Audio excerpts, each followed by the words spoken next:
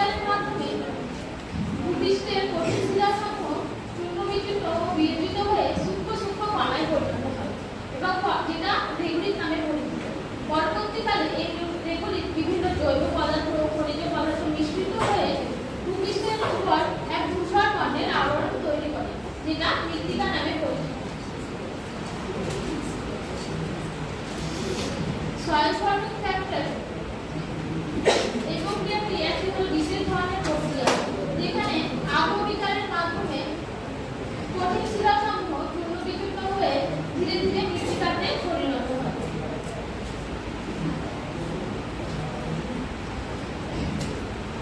Father of soil science ডোবুজেভ তিনি প্রথম লক্ষ্য করেছিলেন যে মৃত্তিকা গঠনে বিভিন্ন রকম শর্ত কাজ করে।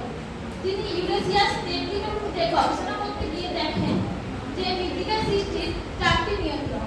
তিনি তার এই ধারণাটি একটি সমীকরণের মাধ্যমে দেখিয়েছিলেন। তার সমীকরণটি ছিল S = FCl OB, যেখানে S বলতে তিনি বুঝিয়েছিলেন মৃত্তিকাকে, A বলতে তিনি বুঝিয়েছিলেন ফ্যাক্টরকে, Cl বলতে বুঝিয়েছিলেন ক্লাইমেটকে, O বলতে বুঝিয়েছিলেন অর্গানিজমকে, P বলতে বুঝিয়েছিলেন প্যারামেটেরিয়ালকে এবং T বলতে বুঝিয়েছিলেন টাইমকে।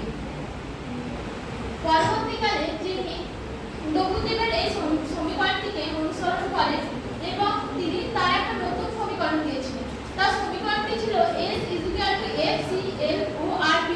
তিনি শুধু আরটাকে নতুনভাবে যুক্ত করেছিলেন, যেখানে আর বলতে বোঝানো হয়েছে ভূপ্রকৃতিকে। সয়েল ফর্মিং ফ্যাক্টরস কে মূলত দুই ভাগে ভাগ করা যায়। একটি হলো অ্যাক্টিভ ফ্যাক্টরস বা সক্রিয় নিয়ন্ত্রক এবং পরবর্তী হলো প্যাসিভ ফ্যাক্টর বা নিষ্ক্রিয় নিয়ন্ত্রক। অ্যাক্টিভ ফ্যাক্টর বলতে বোঝায় যেগুলো মৃত্তিকা সৃষ্টিতে সরাসরি ভূমিকা পালন করে না, যেমন ক্লাইমেট পালন করে না, যেমন প্যারামেটেরিয়াল রিলিফ এবং টাইম। মৃত্তিকা সৃষ্টিতে ক্লাইমেট একটি গুরুত্বপূর্ণ ভূমিকা পালন করে। জলবায়ুর দুটি উপাদান হচ্ছে বৃষ্টিপাত এবং টেম্পারেচার। রেনফল কিরূপ ভূমিকা পালন করে তা আমরা বিভিন্ন পয়েন্টসের মাধ্যমে জানার চেষ্টা করব। প্রথম পয়েন্টে রয়েছে সয়েল ফর্মিং প্রসেস বা মৃত্তিকার গঠন প্রক্রিয়া। মৃত্তিকার উপস্তরের খনিজ পদার্থ দ্রবীভূত হয়ে নিচের দিকে স্থানান্তরিত হয়, যাকে বলা হয় এলুভিয়েশন। ফলে মৃত্তিকার এই স্তর খনিজহীন হয়ে পড়ে এবং সেই খনিজ তত্ত্বগুলি ধীরে ধীরে মৃত্তিকার বীজ স্তরে সঞ্চিত হয়, যাকে বলা হয় ইলুভিয়েশন। ফলে মৃত্তিকার বীজ স্তর খনিজ সমৃদ্ধ হয়। পরবর্তী পয়েন্ট রয়েছে সয়েল ডেপথ বা মৃত্তিকার গভীরতা। নিরক্ষীয় এবং আর্দ্র অঞ্চলে অতিরিক্ত বৃষ্টিপাত হওয়ার ফলে বিভিন্ন রকম খনিজ পদার্থ নিচের দিকে স্থানান্তরিত হয়, ফলে সেখানে একটা সুগভীর এবং পুরু স্তর দেখা যায় মৃত্তিকার। পরবর্তী পয়েন্ট রয়েছে অর্গানিক ম্যাটার। বৃষ্টিপাতের ফলে বিভিন্ন উদ্ভিদ এবং জৈব পদার্থ সঞ্চয় বৃদ্ধি পায়, ফলে মৃত্তিকাতে নাইট্রোজেনের পরিমাণ বাড়ে। জলবায়ুর দ্বিতীয় উপাদান হচ্ছে টেম্পারেচার বা উষ্ণতা। উষ্ণতার মধ্যে রয়েছে সয়েল ডেপথ বা মাটির গভীরতা।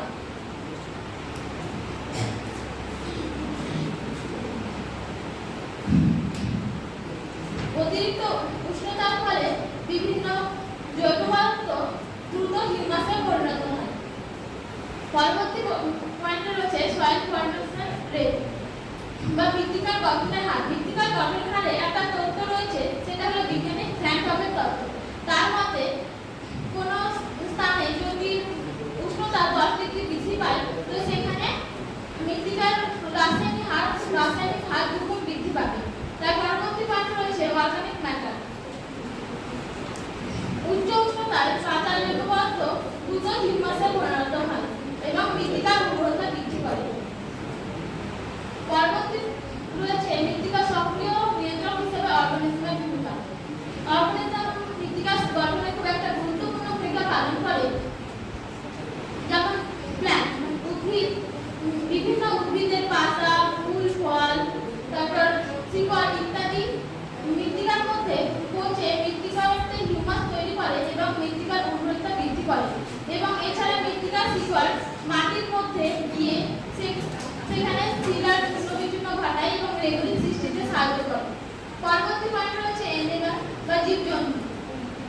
বিভিন্ন প্রকার জীবজন্তু যেমন ইঁদুর, কেঁচো, পিঁপড়ে ইত্যাদি মাটির মধ্যে প্রবেশ করে নরম শিলায় চূর্ণবিচূর্ণ ঘটায় এবং যেগুলি সৃষ্টিতে সাহায্য করে এবং মৃত্তিকার সরু সরু গর্ত সৃষ্টি করে এবং তার ফলে মৃত্তিকায় জল এবং বায়ু প্রবেশ করতে সাহায্য করে।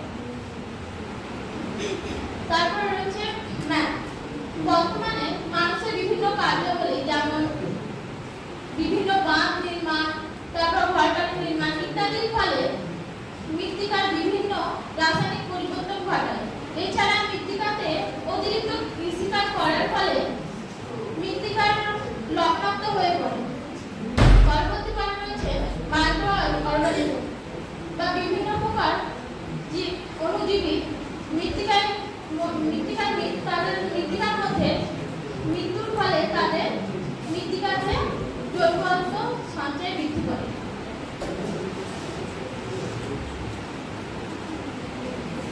পরবর্তী রয়েছে নিষ্ক্রিয়ভাবে নির্জীবের ভূমিকা বা ভূপ্রকৃতির ভূমিকা। ভূপ্রকৃতির ফলে মৃত্তিকার গঠন বিভিন্ন রকম হয়। যদি সেখানে সমভূমি হয় এর ফলে মৃত্তিকার মধ্যে খনিজ পদার্থ দ্রুত নিচের দিকে স্থানান্তরিত হয়।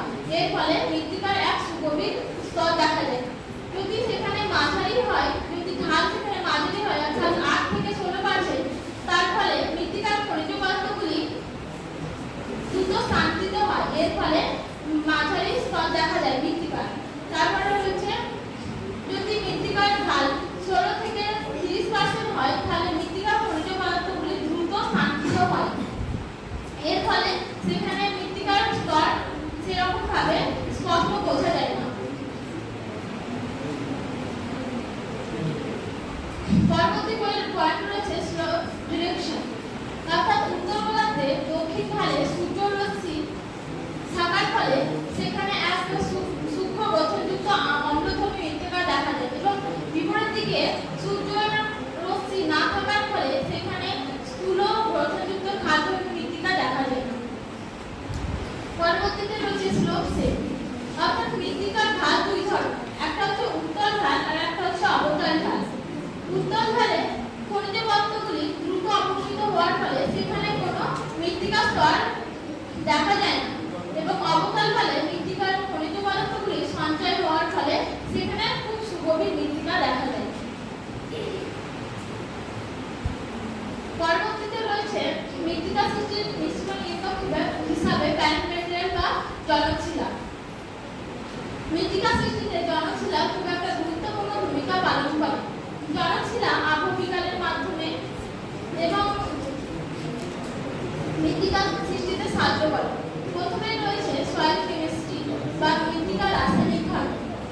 আম্লিক প্রকৃতির মৃত্তিকা যেমন গ্রানাইট, এর ফলে অম্ল মৃত্তিকা সৃষ্টি হয় এবং ম্যাগনেসিয়াম এবং অ্যালুমিনিয়াম যৌগ সমৃদ্ধ ক্ষারভূমি মৃত্তিকা যেমন ব্যাসল্ট থেকে ক্ষারীয় মৃত্তিকা সৃষ্টি হয়। তারপর রয়েছে সয়েল কালার, অর্থাৎ আদি শিলাতে